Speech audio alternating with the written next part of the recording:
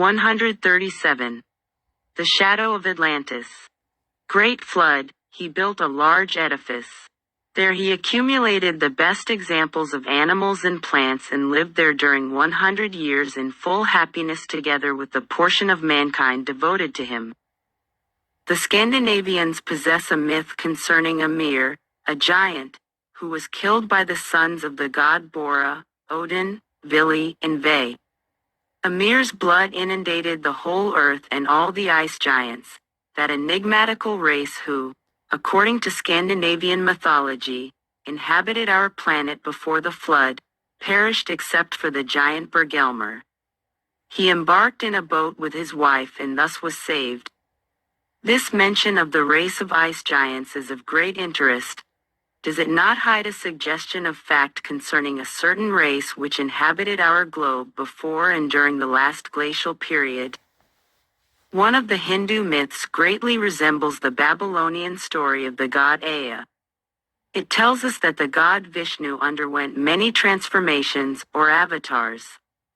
The first avatar is connected with the Great Flood. At that time Vishnu took on the aspect of the fish Matsya and was imprisoned in a pond. Vaivasvata, the great Mano of Kali Yuga, the seventh or modern epic, happened to see Vishnu in that pond, thinking, of course, that he was just a little fish. The fish, however, spoke to him, begging him to save it, promising future protection as a recompense. Vaivasvata rescued the fish from the pond, and the grateful Vishnu warned him about the coming flood. Following the instructions of Vishnu, Mano built an ark. In the meantime the fish grew ever larger and larger, and finally reached such a size that only the ocean could contain it.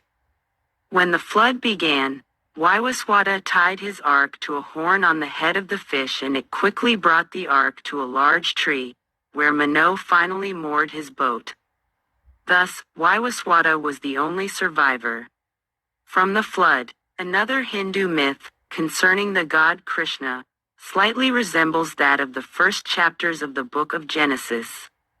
The child Krishna was very frolicsome and once even stole a sacred tree from the garden of the god Indra.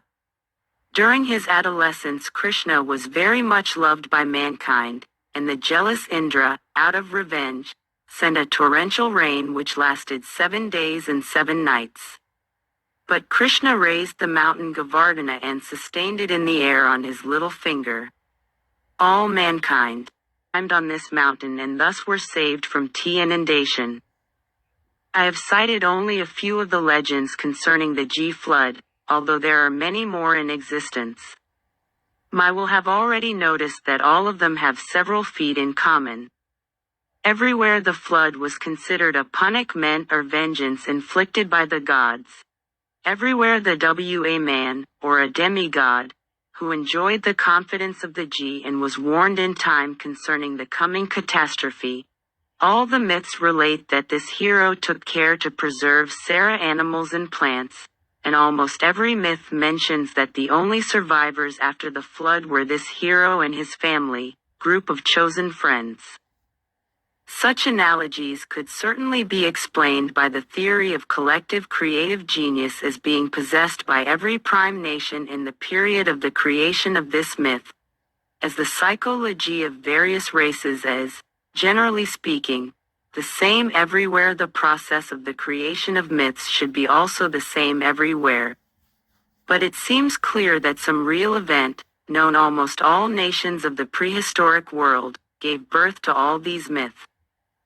The similarity of the flood legends gives us the right to suppose that if not all, at least the majority of them relate an event which occurred simultaneously in various parts of the world and was due to some cosmic cause. I even think that the kernel of all these traditions must have been bequeathed to prehistoric mankind by some race which produced the hero of the flood, and in this connection the idea of the Atlanteans involuntarily haunts my mind. The geological investigations show that the Iberian Peninsula was under the waters of the ocean not long ago and emerged later than the other parts of Europe. This process first began in the northern part of the peninsula simultaneously with the appearance of the Pyrenean Mountains, and slowly extended southwards. After northern Spain appeared the present Galicia, the northern Castilla, Catalonia, and Aragon, and finally the other parts of Spain and Portugal. The scientist Dumas affirms that during the secondary period Africa formed one continent with Europe, and the Straits of Gibraltar did not yet exist. This union lasted, probably, not only throughout the Tertiary, but even until the middle of the actual Quaternary period. This hypothesis does not exclude the possibility of frequent ruptures of that union and of the formation of the straits. Moreover, it is not entirely impossible that the ancient union of Europe with Africa may be re-established in the future. Although we cannot produce historical testimony of the non-existence of the Straits of Gibraltar in those days, nevertheless, according to some legends and archaeological monuments of which I will speak later on, we can consider that the rupture of the Iberian-African isthmus was witnessed by a mankind already cultured. In fact, there can be no doubt that the Straits of Gibraltar continue to widen even today. We possess a whole series of records of the width of these straits, left by ancient and medieval writers of various centuries. At the beginning of the 5th century BC the width was only half a mile, but the writer Euton, in 400 BC, estimated it at 4 miles, Turiano Greslio, in 300 c. at 5 miles, and Titus Livius, at the beginning of the Christian era, at 7 miles. Victor Vitensa, in AD 400, gives the width of the straits as equal to 12 miles, and at present it is 15 miles wide. Therefore the width has increased during the last 1400 years by 143 miles, or by an average of 0.6 mile per century. Certainly, according to Wegener's hypothesis, one could say that the floating continents must be drifting apart, but we have seen already that this hypothesis can be subjected to many criticisms and is far from being universally accepted. I feel that it is more plausible to seek the causes of the enlargement of the straits in some seismic activity. Probably some millenniums ago the ancient isthmus between Spain and Africa suddenly split. This was due certainly to some cataclysm, and since then the slow separation of the two continents has continued uninterruptedly. The dim details of the Mediterranean myths favor this hypothesis. At present the straits almost throughout are safe for navigation, but in olden times they must have been very dangerous. The historian Avian, describing the fairway of Gibraltar, declares that it was full of submarine rocks and very dangerous for seafarers, and Pliny the Junior mentions the sandbanks abounding in the straits. This indicates that simultaneously with the enlargement of the straits their depth has been slowly increasing, which can only be considered to be a result of continuing seismic activity. The Arab historian, Sharif el-Edrisi, relating the early history to Morocco, mentions some cataclysm which occurred in a very remote epoch. Evidently at the time of this writer CE traditions concerning this catastrophe still circulated among population, because the statements of Sharif el-Ed tie an air of precision. He relates, for instance, that at the period of the cataclysm the level of the sea rose by 11 stadia, and many cities along the shores were submerged, causing destruction of thousands of lives. We can reasonably sup that these legends concern the rupture of the isthmus at Gib when the waters of the Atlantic rushed through the breach I the low Mediterranean depression and inundated the Coun east of the straits. The existence of some union between the territories of Spain and Morocco in the past is undoubted. It is enough to say that the geological structure of the Ceuta province in Spain and that of the ancient Tingitania, the present Morocco, on the opposite side of the straits, are absolutely identical. But my task is to prove that this separation occurred within the memory of the ancient Mediterranean races. I consider that the famous picture at Tarragona in Spain is a proof of this hypothesis. This picture was found during the last century on the walls of a very ancient mausoleum, and was studied by the archaeologist Buenaventura Hernandez. It represents the zodiacal constellation of Cancer at the moment of the summer solstice, and under the sign of the Cancer, the king Hercules.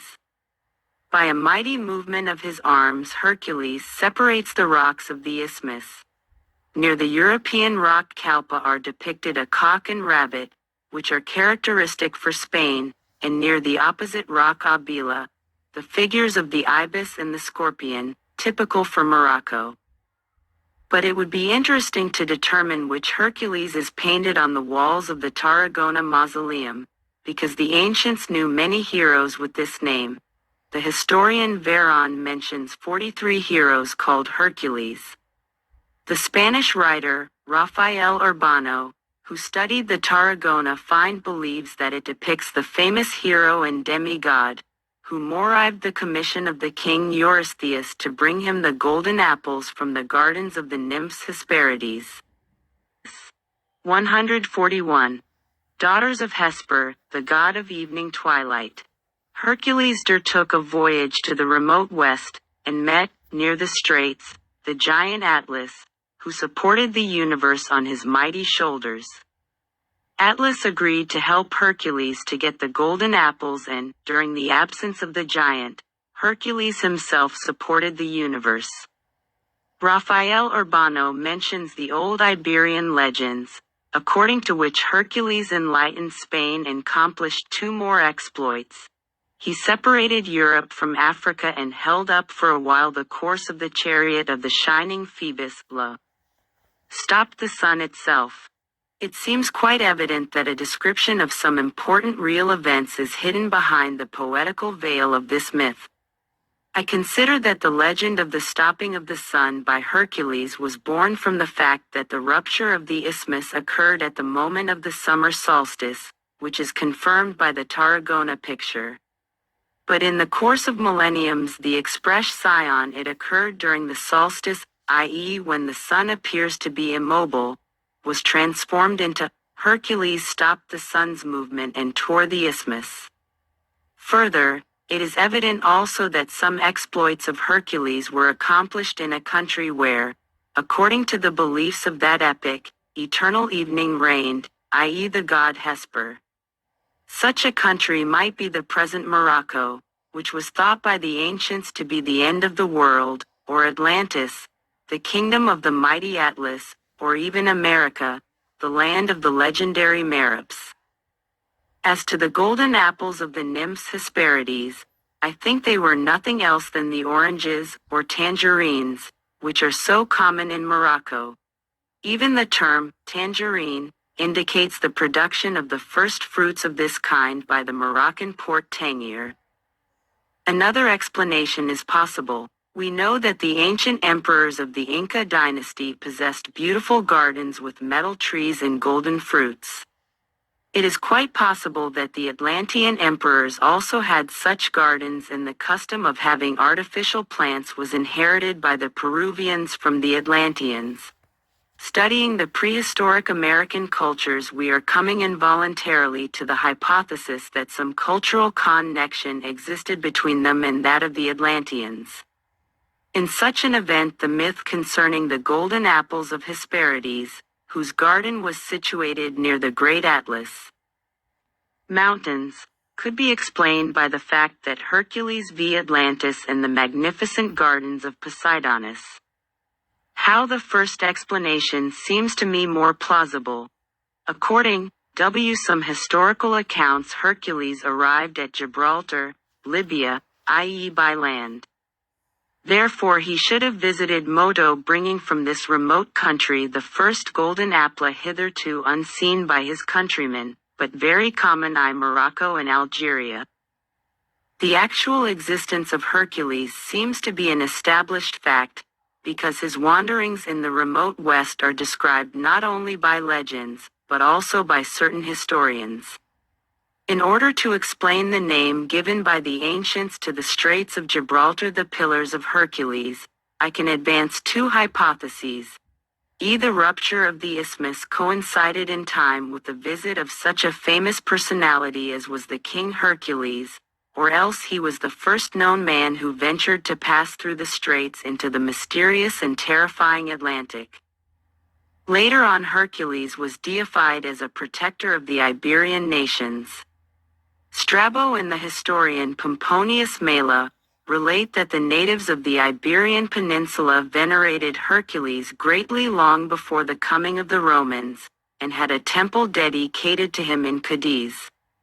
No such temples existed in any other part of the peninsula, his cult being limited to a simple dragging of 12 big stones from one place to another, which symbolized his 12 exploits. The straits themselves were venerated as a holy site. Avian relates that the ships had no right to remain in the straits beyond a certain limited time. An offense against this law was considered to be blasphemy, and the sea itself in such cases turned stormy.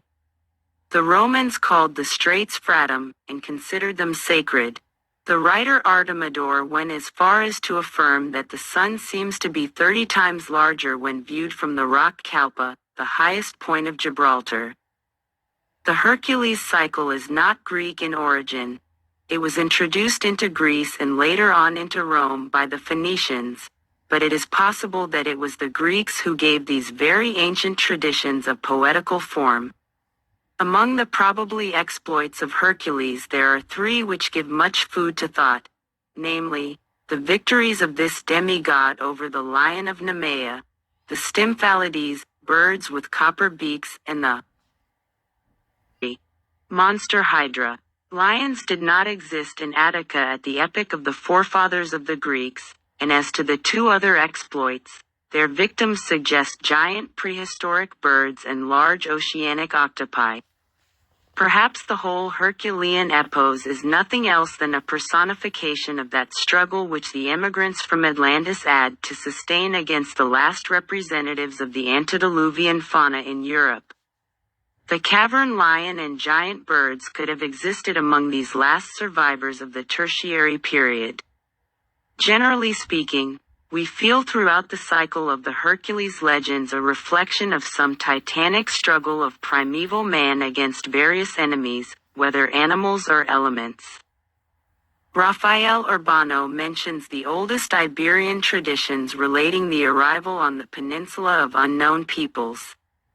This invasion probably occurred either simultaneously with the rupture of the isthmus or immediately afterwards. Perhaps the present Basques derive from the Asil Tardanos race which, according to the supposition of Louis Spence, came to Europe from Atlantis about 10,000 years ago. What was the character of the Mediterranean depression before the collapse of the Iberian-African isthmus? Did it contain more or less extensive water basins? Was it populated and, if so, by what tribes? I am of the opinion that the formation of the Mediterranean Sea caused the so-called deluge of ogages, which I discussed in preceding chapters. The sudden increase of the water area in the neighborhood of the Balkan Peninsula and Asia Minor provoked unusual evaporation and accumulated in the atmosphere a colossal quantity of water vapor. Thus the torrential rains could be explained. The seismic blow which tore apart the ancient isthmus might have been caused by an extraordinarily high tide of the subterranean magma, which in its turn resulted from some perturbation in the solar system. I have already advanced the hypothesis that such a perturbation could be caused by the approach of the Halley's Comet, and this latter could be the heavenly sign of St. Austin's De Civitate Dei. Some authors believe that the deluge of ogages occurred at the end of the 5th millennium BC, i.e. about the time of the biblical Great Flood, 1852 BC, according to Moses. But we have already seen that the latest discoveries of Langdon and Woolley have proved that the flood of the Bible, or Babylonian 1, took place in the 7th millennium C. Calculation shows that Halley's Comet approached the rank. on the 7th of June 4015 BC. Thus the difference with Moses's Danes only 63 years. The Tarragona picture represents the rupture of the ancient isthmus as occurring on the day of the summer solstice, i.e. the 23rd of June. Thus the difference between the day of the closest approach of the Halley's Comet and the day of the collapse of the isthmus is only 16 days. But, taking into consideration on the one hand various deviations and irregular ties in the movements of the comets in general and the imperfection of our chronology on the other, we can consider that this comet approached the Earth 16 days later, i.e. on the day of the summer solstice, or on the 23rd of June. The irregularities of our calendar could easily accumulate during 6,000 years sites days of difference. Perhaps the deluge of Ogyges and the forma of the Mediterranean Sea occurred simultaneously with Plato's catastrophe of Atlantis. When in Valparaiso, Chile, I had an opportunity to meet the Chilean archaeologist Luis Thayer Ojeda. A very interesting man and an independent thinker, a stranger to any form of routine, Lt. Ojeda has been working for a long time on Mediterranean toponymy, investigating the origin of various historical and geographical terms. Besides this, Lt. Ojeda has investigated the origin of biblical and mythological names. This work requires a great patience and a profound knowledge of the ancient and modern tongues and their philology. Among the conclusions of Ojeda, I find it necessary to mention those which are connected with our subject. Comparing the myths of various Mediterranean nations, the Chilean scientist has found many important analogies and has concluded that the classical mythology is nothing more than the myths concerning the gods and heroes of the Greeks and depression before its inundation by the waters of the ocean. Poetized history of the nations who Egyptians and the biblical traditions of the Book of Genesis are, according to Ojeda, nothing else than short histories concerning various prehistoric tribes. The majority of the names of in the Mediterranean various gods, heroes, kings, and patriarchs represents the names of tribes themselves and the names of their queens. Back views of carved monoliths from Copan, Honduras. Carved altars of Copan, Honduras.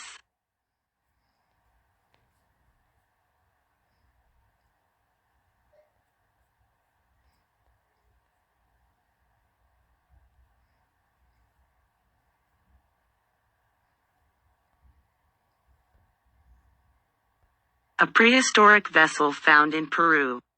The face is identical with the main figure on the Temple of Tilin. Museum of Lima.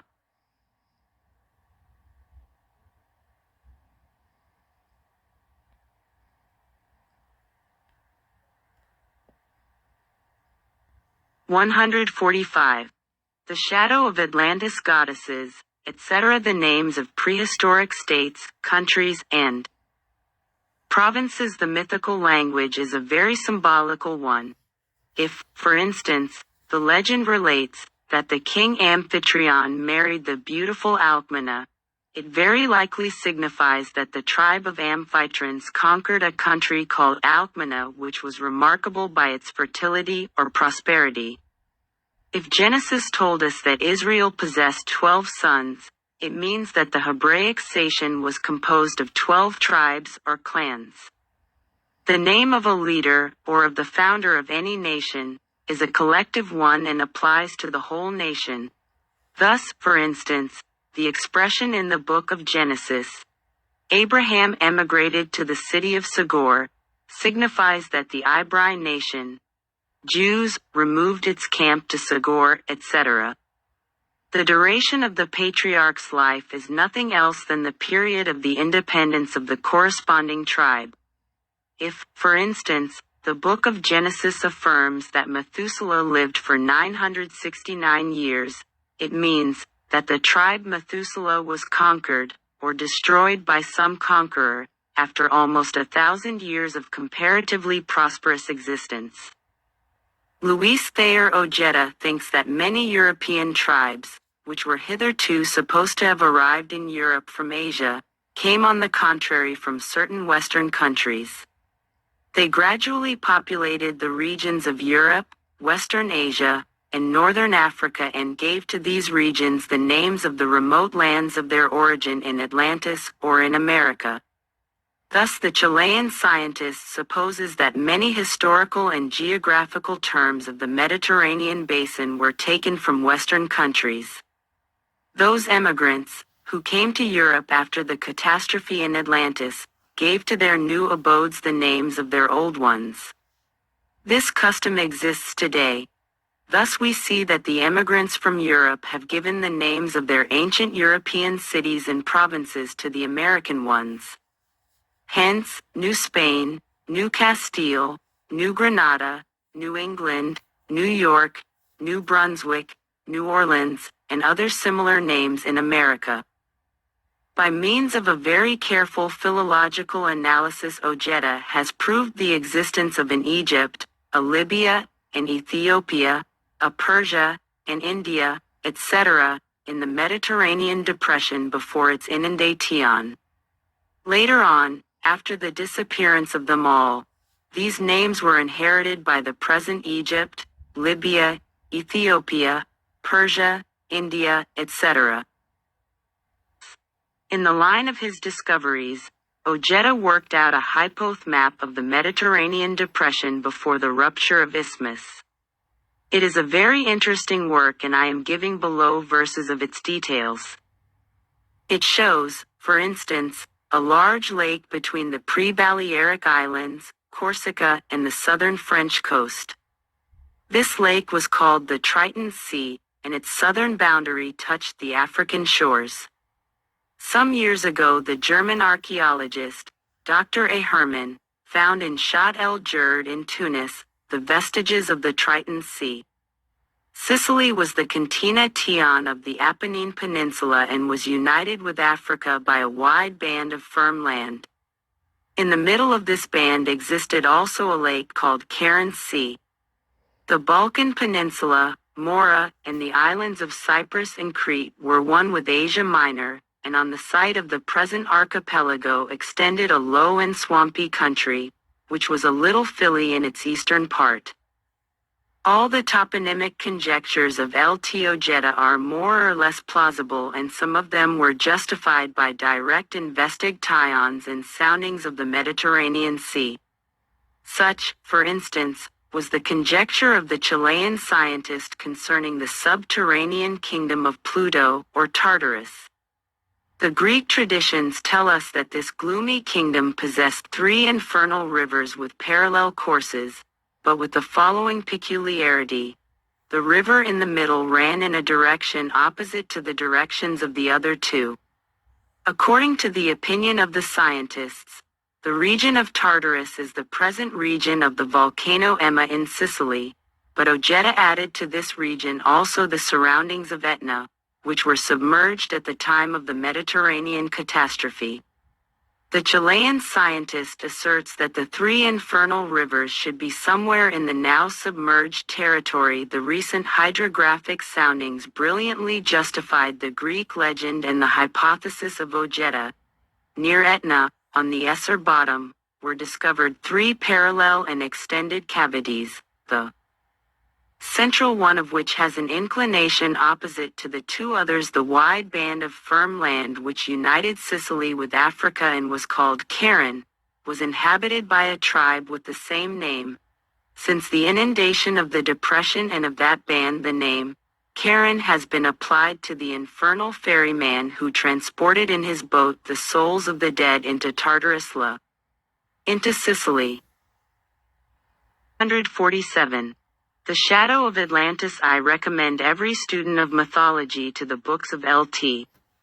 Ojeda, La Geografia Premediterranea, Valparaiso, 1937, and Ensayo de Cronología Mitológica, Valparaiso, 1918.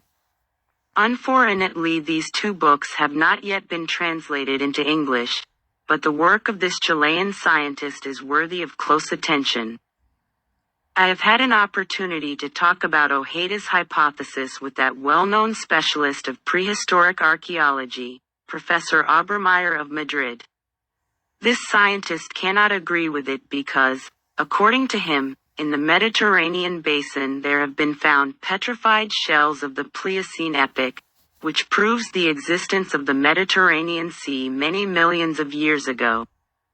I do not think that this argument of Professor Obermeyer's destroys Ojeda's hypothesis, because from the Pliocene till the present geological epoch have occurred many transformations of sea and firm land. But Ojeda's hypothesis has in view only the last transformation, witnessed by the ancient population of Europe. But, and this is important for our subject, this transgression was witnessed also by that famous and enigmatical hero of prehistoric mankind, the King Hercules. Perhaps the mausoleum of Tarragona at one time contained his remains?